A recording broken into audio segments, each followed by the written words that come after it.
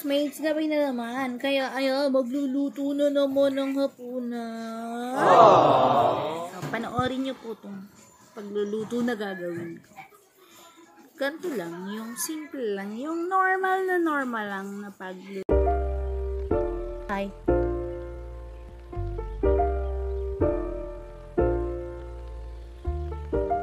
It's the way life changes when in love, yeah. I turn on my soul. Yung lulutuin ko is, ano ba yan? PA-TSAM. Yun naman ang uso eh. PA-TSAM. PA-TSAMbahan. So, please watch this.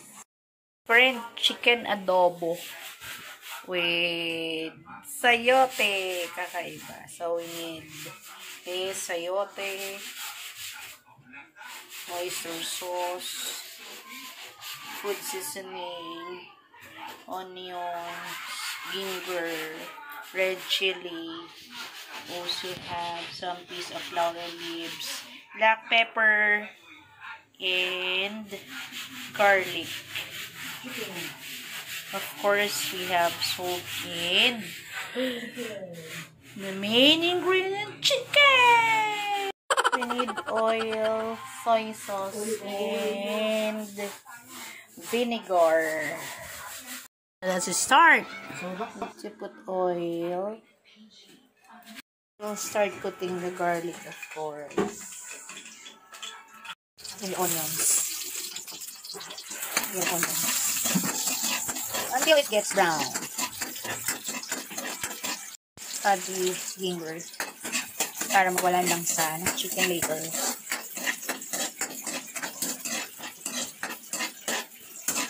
Chili. Red chili. Then the chicken in your desired cut, adobo cut. Put some salt and the black pepper.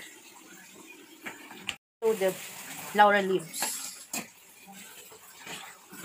The seasoning. Cover it for at least 3 to 5 minutes to cook. So, I guess, pwede na to. Naluto na siya. And medyo dumikit na siya. Nagmantika na yung chicken. Some water.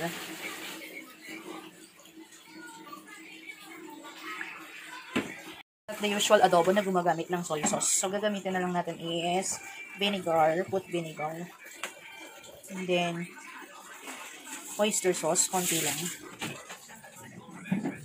Let's put some soy sauce. Konting-konti lang. Para adobong puti. The sayote.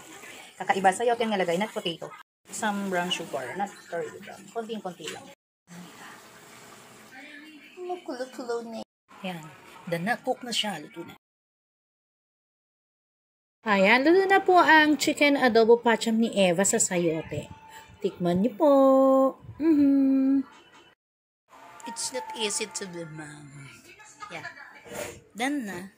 Finish na. Done cooking. See? Adobong puti. Para saan yan? Sa mga may sakit sa dugo. Diba wala yung soy sauce sa may dugo? Pero nilagyan ko, konti lang. So, done na po.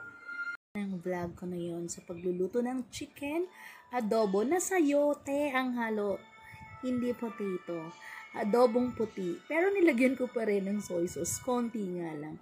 So, hope you enjoy that. At gawin din po ninyo. So, thank you so much for watching. See you soon on my next vlog. Bye-bye.